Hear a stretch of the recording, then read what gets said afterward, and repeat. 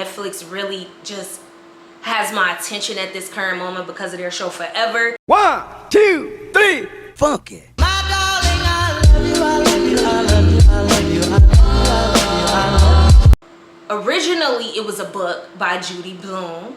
Brock Akil, who is the creator of Girlfriends, my girlfriends. If you know Girlfriends, then you know what I'm talking about. She is behind the making of Forever, the television series starring 2 black teens. When I say it is representing blackness, in my opinion, in such a well-rounded way, and I love that for us. Rotten Tomatoes gave it a 98%.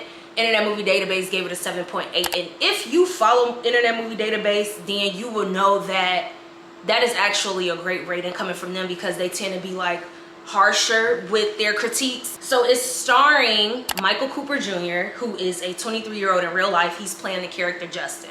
Like I said, they're in high school on the show. I hadn't seen him before. I feel like I would know because he is easy on the eyes and the camera does love him. But yeah, I've never seen him before. It's also starring Lovey Simon. Now, she stood out to me because I remember her from the first season of Power Universe's Raising Kanan. She was Kanan's girlfriend in season 1. So she's his love interest. She's actually 26 in real life. One of the standout scenes to me was definitely in episode 1. It was a kitchen scene. So Justin comes into the kitchen. He tells his mom and his dad. So they've already shown us, right, that he has a mom, a dad, a brother, 2-parent household. They are a well-established black family. What would we call them? Affluent, well-off, wealthy black family. It's obvious as he walks into the kitchen. I'm looking at the decor like, oh, okay, they got some money, okay? So yeah, he goes into the kitchen, talks to his mom and dad because he wants to go out with a friend who invited him out. Instantly, I'm like fascinated and drawn into the scene with the parents because first of all, his parents are attractive. So I'm like, oh yeah, the dad, Wood Harris, we know him from Paid in Full. The mom, she's on the reboot of Sex and the City, which is called And Just Like That.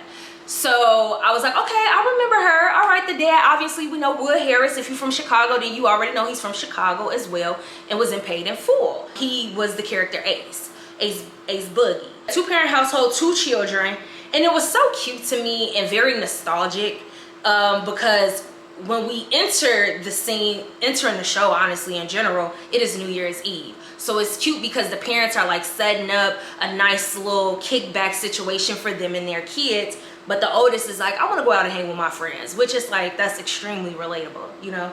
The mom, so the mom is instantly like, okay, did you get invited to the party? How do you know about this party? Asking all of the questions. And I was like, dang. If I was a mother, that's exactly how I would be. Like, I loved her approach. You know, she want to make sure her son is cool. Then the dad has more of like a chill, laid back approach, which was like cute to see the contrast between both parents and their interaction with their son. So the dad is like, son, all we really need is the who, what, when, why, where, how, and all, you know, the 5 W's and the why. What is it? The 5 W's and the H. He's combating them to a certain degree.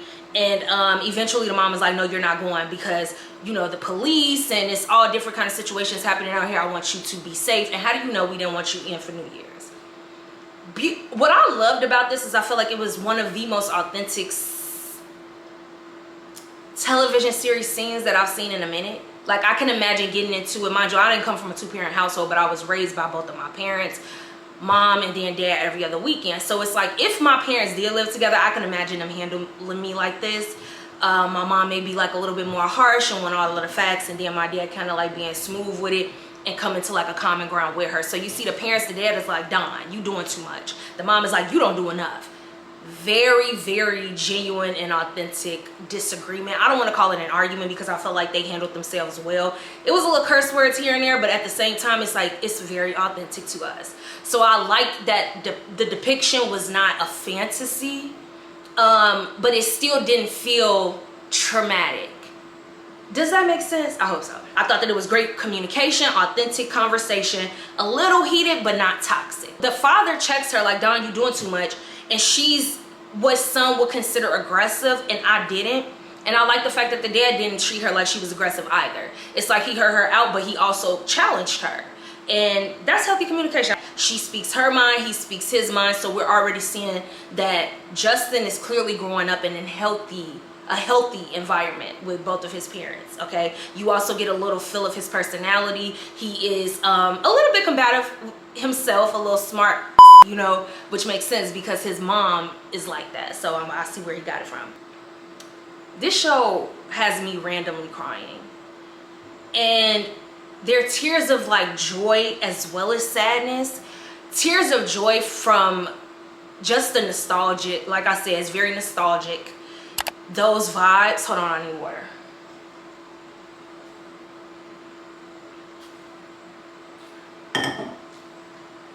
The nostalgia vibes have me like tearing up and feeling emotional, because I remember when I was younger, I remember meeting a guy and liking him, and us like maybe getting into little arguments, but getting over them and just not being toxic, crazy, impure adults. That sounds funny, but I'm like, no, I'm literally crying from the innocence and the purity of these high schoolers. So the actors are doing an amazing job of coming out just extremely pure and innocent and having those phone conversations. I don't know if you remember on social media, there was a time where they would have like, oh, when you was young and you was kicking on the phone with your boo, and you would be on the phone just in the most awkward positions, standing on the counter holding the phone talking to your boo, laying on the couch talking to your boo, and just super, super excited and locked in. And that is what a lot of the scenes on this show are giving.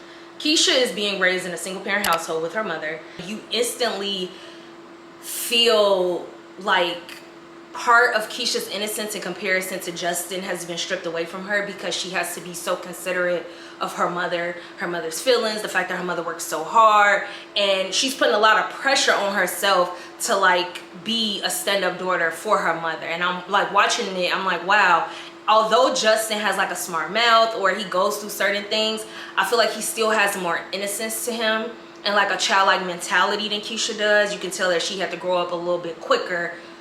And that has a lot to do with obviously not having two parents in the household, which is a common story in a lot of Black families. So once again, reiterating the fact that this show is a great, nuanced, well-rounded depiction of Blackness, Black family, Black connection, okay? So they show us that her and her mom, they aren't as well off. Her mom is working for what it looks like check to check, and then we see like a lot of bills are adding up, and she's aware of that. So once again, losing her innocence. And I thought that that was extremely relatable, even for me growing up. Even though my dad, I saw him every other weekend, it was me and my mom and my sister like thugging it out together, you know what I mean? And I remember sometimes the lights getting cut off and we'll like have to light candles and stuff like that. So saying that to say, I definitely relate to Keisha in that regard. And I feel for her. I feel for the fact that some of her innocence is gone because she knows too much of grown folks' business. If you know what I mean, then you know what I mean. Justin's individual connection with his parents and the scenes that he has with each parent are so amazing to me, for lack of a better word. And the reason why is because they move me. And I feel like I haven't seen some of this stuff, especially recently, in cinema. One of them being, so his dad comes to his room once he finds out like, oh, you like a girl. It's like, okay, so now you gotta learn how to put the on the cucumber, okay? So the dad, if you catch my drift. The reason why I'm not saying it is because I don't want to be demonetized once I start getting monetized from YouTube. So you're gonna have to follow what I'm saying. So Justin's dad comes in the room and teaches him how to dress up a cucumber. And it's a super cute scene, and it's a little bit awkward, but it made me like, oh, that's so sweet. That was the feeling that I had. Then I also had the feeling of, dang, how many young Black men didn't get to experience that? You know, a dad showing them how to dress up a cucumber and be prepared for adulting. So twofold, dualistic. I definitely had like a dualistic feeling regarding that scene. That was dope. Him and his, there was another scene where it's not him and his dad, it's him and Keisha talking, and he's telling her an anecdote about his father, which I thought was extremely beautiful. So he tells her, because he is a basketball player at the high school, that so he's a basketball player at the high school trying to get to a D1 college situation. Him and Keisha are sitting outside on some little bleachers, and he's talking to her and opening up to her about when he was younger and why he started playing basketball. And basically he said he remembers his dad playing, and then he would practice with him, and his dad would play with him, but he never let him win. And I'm thinking like, dang, he couldn't let the little boy win when he was little. Like, come on, daddy, you men too competitive. But then he explains that his dad told him, you're gonna have to earn the win. I'm never gonna just let you win, you're gonna have to earn it. And I said, oh wow, Tati, fall back, let a man be a man, right? And that to me spoke volumes about why Justin appears the way that he does. He comes off as a very mature young man, in a safe space, I feel like, for Keisha. And you could tell it's because of the parenting style. Like, his mom is one way, his dad is another, and fused together, having both of those parents, I can only imagine a well-rounded being, and that's what he presents. So eventually he started beating his dad, and now he's playing basketball, and I thought that life lesson was beautiful. It was a little similar to some of the stuff Quincy would say in Love and Basketball about his dad Zeke, but this man is definitely way more of a stand-up guy, character and integrity wise. I will say this, I have not finished the show. I'm on like episode 5 or something, but it's just that good that I had to record this video to let everybody else out there know, run to see it. So here's the thing, and it's very relatable, the parents coming into his room. So one time it'll be like his dad, which is what I discussed, the dad situation. Then another time it'll be the mom, you know, like having these conversations with him. It made me realize too, real quick before we jump into like the mom situation, that maybe that's why some men, and I don't want to put this on like all men, but it made me realize like maybe that's why some men, specifically black men, may not necessarily like to communicate and express themselves, because while this is a normalcy for Justin in the show, his mom comes to talk to him, his dad comes to talk to him, sometimes both of the parents talk to him. I don't know if that's normal in most households. You know, like actually talking to the child, seeing what's wrong with them, creating a safe space for them to express themselves. It's like, I don't know how normal that is, and perhaps that is why some black men don't necessarily like to express their feelings, because they didn't get practice in the household. So that was also another thought that I had in my mind, like, oh wow, he's very expressive with her. He has his flaws with Keisha, but for the most part, his communication is healthy. And I think that speaks volumes to, once again, his parents and what they instilled in him. So the mom comes into his room a couple of times, but one time in particular that stood out is when she told him, like, okay, we got to go back to the drawing board. You may not get drafted by a D1 school, so we might have to hold off on basketball senior year because he's a junior. Let's hold off on the basketball and get into some things so that you can get into an amazing college. And you can see his heart break, because he's instantly thinking like, my mom doesn't believe in me. Two things that I felt based on this. One, I felt like, wow, I was happy that she was honest and open with him and communicated every feeling that she had very appropriately. And I was also feeling for the young black boys, which there are several that had hoop dreams and they didn't come true. Hoop dreams, football dreams, whatever, pickleball, I don't know, whatever dreams that y'all be having. I felt bad, especially for basketball, because we hear that often. Because dang, if I had a son, it would be hard for me to see his little heart drop on account of me letting him know, like, baby boy, this might not be that. This might not be what you think it is. And how do you tell your son, like, basketball, you might not be a basketball player like LeBron James or, you know, the next person. In fact, we might have to think about plan B. Nobody with a dream wants to think about plan B. I know that firsthand, but sometimes you have to. Saying that to say that conversation was extremely layered and beautiful. And she allowed him to express himself in a healthy way. Even with storming off. He stormed off, but he didn't curse her. He didn't disrespect her. And she let him do that. She didn't chase him down. She didn't tell him, like, you're disrespecting me or anything like that. She let him pretty much self-regulate, and I respected her for that. The last thing that I wanted to touch on is something that's so important to me when it comes to cinema, and that is the score, the music, the vibe setter, the mood creator. The music in the show is phenomenal. They got her, Janae Aiko, While We're Young. I love that song. And so many other amazing artists, but those are the two that stood out the most to me. Kalani as well.